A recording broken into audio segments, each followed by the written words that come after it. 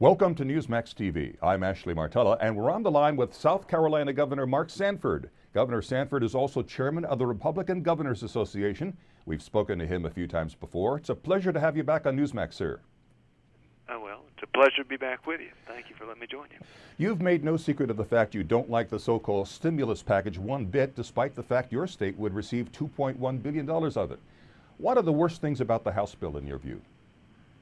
Well, I think it's more of a spending bill than it's a stimulus bill.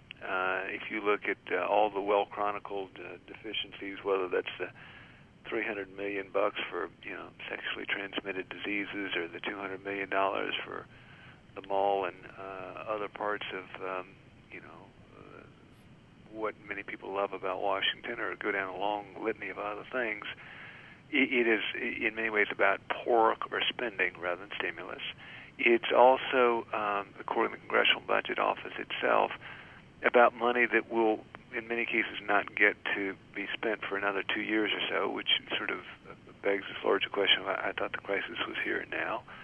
It's a package that will balloon deficit spending, and I think we're getting the tipping point in regard to the value of the dollar. If we go too far in running the printing presses, we really risk trashing the dollar and undermining every bit of stimulus or so-called stimulus that's been implemented to date.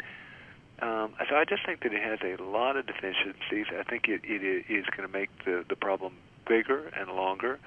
And if you look at the history of the Great Depression, it was brought about by, in fact, government policy that made that problem much bigger than it was when it started. I think we're headed down that same road, unfortunately.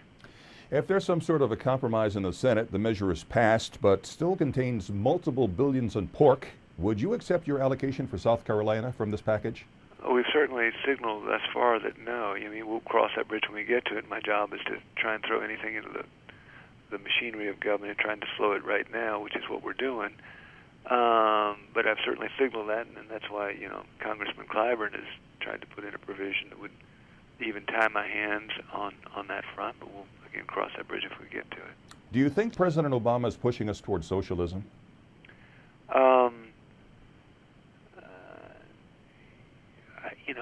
I'll give him the benefit of the doubt right now and say he's trying to react like so many others have. The last administration was certainly trying to react.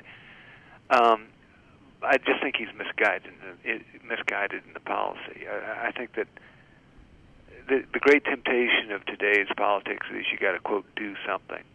Well, in many cases, doing something can make a problem bigger. And so I think that at some point people got to level with the American public. Debt grew at 3 times gross domestic product over the last 15 years. We've had a spiraling up of debt. The idea of issuing more debt to solve a problem created by too much debt, to me, is counterintuitive, yet that's the route we're going.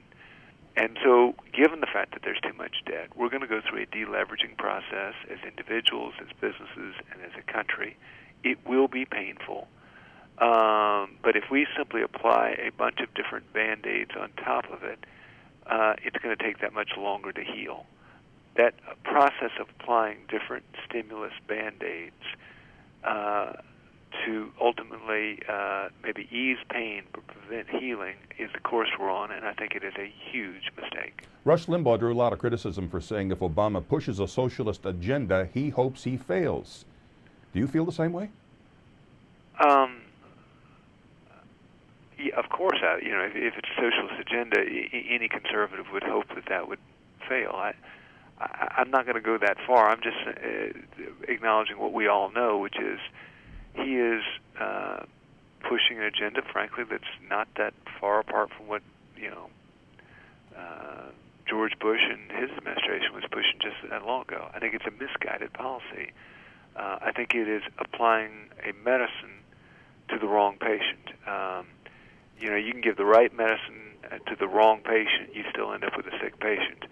And this is a balance sheet-driven slowdown, and it will not be solved by the traditional remedies that go with an inventory-driven recession. It is not that. I just think that folks are out there misdiagnosing the patient, and I'll give them the benefit of the doubt as to what their ultimate aim is in this, until proven otherwise. Every Republican in the House voted against the so-called stimulus package, which you disapprove of.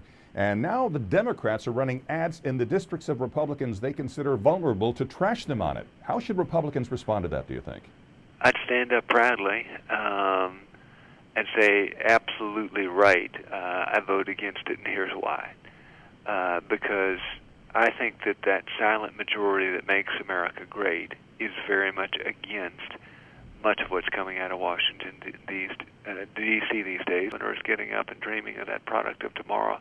And if that isn't happening, all the stimulus in the world out of Washington, D.C. will not solve our problem. South Carolina Governor and Chairman of the Republican Governors Association, Mark Sanford, all the best, and thank you again for sharing your views with us at Newsmax. Yes, sir. My pleasure. And thank you for watching Newsmax TV.